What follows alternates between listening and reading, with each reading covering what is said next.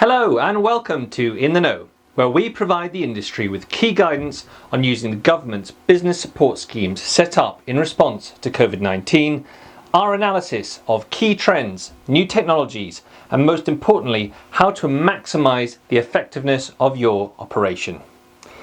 Later in the bulletin, Roland opens up new kaleidoscope of commercial opportunity.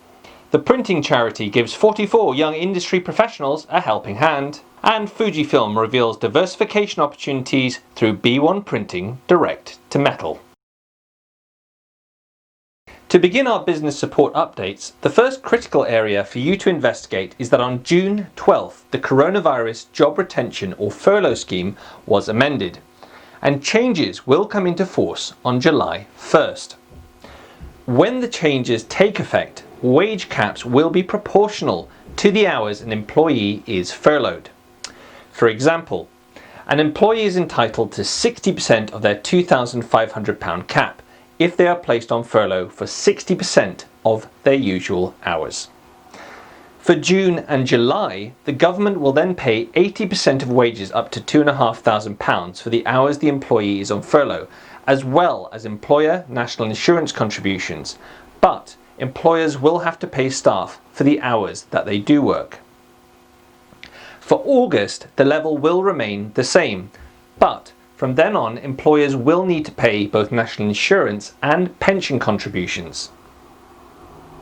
For September onwards, the government will pay up to 70% of wages on the cap of £2,187.50 for the hours an employee is on furlough. And then in October, the government will pay 60% of wages up to a cap of £1,875. To help with understanding the new rules and how to navigate them, see the link below where you can find specific case study examples of their usage. And just to re-emphasise, in September and October, employers will need to top up employees' wages to ensure they receive 80% of their wages to the £2,500 cap for the whole time that they are on furlough. Next, another key update that if you are eligible for the Self-Employment Income Support Scheme, you must make your first claim for the grant on or before July 13th. If you're eligible for the second and final grant and your business has been adversely affected on or after July 14th, 2020, you will be able to make a claim in August 2020. And just to clarify, you can claim for the second grant even if you did not claim for the first. There has also been an important confirmation from the Treasury that businesses who are eligible for the Self-Employed Income Support Scheme are now also eligible to apply for the Small Business Grants Fund. In further welcome news, the government has also launched a £10 billion trade credit insurance scheme for business-to-business transactions, and the Coronavirus Large Business Interruption Loan Scheme has now been expanded, with businesses now able to borrow up to a maximum of £200 million.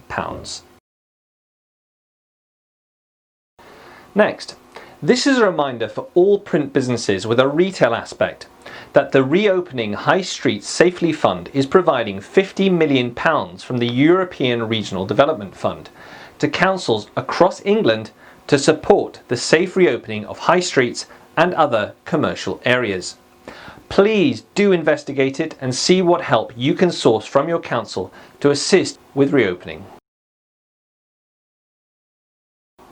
Last, but definitely not least, two other very important government policy updates to take note of are first of all that there has now been more detail released on which expenses are taxable for staff while they are working at home or still working at home due to COVID-19. And also for those printers and suppliers with delivery fleets that there has been a temporary relaxation of drivers' hours rules across all carriage sectors. So now on to our interview segment of In the Know, where I am very happy to welcome Tim Carter of Ricoh UK to discuss how it has been weathering this storm and his views on key industry trends. A very warm welcome to In the Know, Tim, and thank you for joining us. So my first question is, how have you adapted to cope with this challenge to your business? And how have you been engaging with your customers during this period? We have listened to every customer, and we, where possible and where appropriate and where viable for both parties, we've been able to come up with financial mechanisms that protect them through this critical period, and will hopefully have a positive impact on their cash flow. So, do you think the government support has been effective, and what else could they be doing? So all customers, without exception, that I've spoken to have been very appreciative of the support that the government's offered.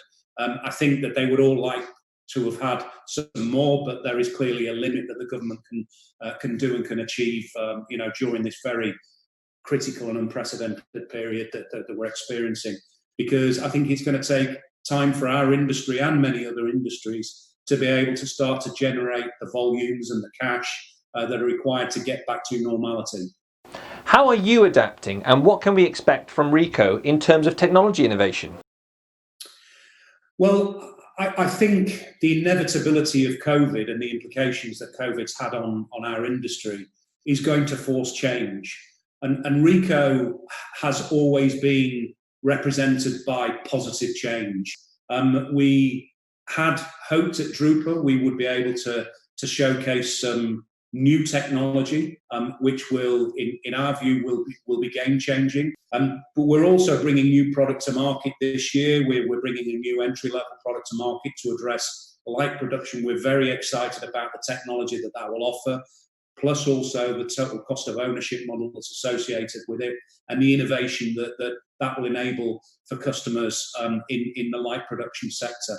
So we're still absolutely committed to research and development, committed to innovation, committed to change, and committing to demonstrate ourselves as being, a strong and viable digital partner for the future. Thank you very much for your time, Tim. So, on to our weekly news section of In the Know. Now, in exciting news at a time when many technology launches have been postponed, Roland DG has taken the covers off its new TrueViz VF2640. The wide format inkjet technology is ideal for those printers who have established work in the point of sale print sector, or who need a versatile workhorse to diversify more strongly into the large format graphics sector. One that is certainly booming at the moment due to the demand for health and safety graphics. Featuring an inset with green, orange and white in addition to its CMYK plus light cyan, magenta and black, it gives it the breadth and depth to hit specific skin tones and spot colours. Next, the printing charity's 2020 Print Futures Awards for people aged 18 to 30 in the UK printing, paper, publishing, packaging and graphic art sectors are helping 44 young people who scooped up grants of up to £1,500 each to invest in their personal and professional development. This year's awards received 125 applications, representing both the depth and breadth of this sector. Neil Lovell, who is the printing charity's chief executive, said of this year's awards, "It's easy to forget the future when we're in the middle of a crisis, but these winners are the sector's future." This year's awards, more than ever, have shown the enthusiasm and commitment of the new generation to a sector they see as a rewarding, long-term career choice. Next, very much a sign of the times and a clear demonstration of how commercial printers could diversify their own interests in the months and years to come, commercial print giant Fujifilm's foray into metal decoration has been given a significant seal of approval as one of Europe's biggest independent metal packaging specialists. Tin Masters has agreed to an ongoing research and development partnership with the corporate giant, and will see it install a Fujifilm Acuity B1 UV inkjet printer at its premises in South Wales. The machine will be used for both short run and customised commercial work, and Fujifilm will retain access for customer demonstrations as well as ongoing research and development work with the technology. Please otherwise do stay safe and well, and we will see you on the next In the Know.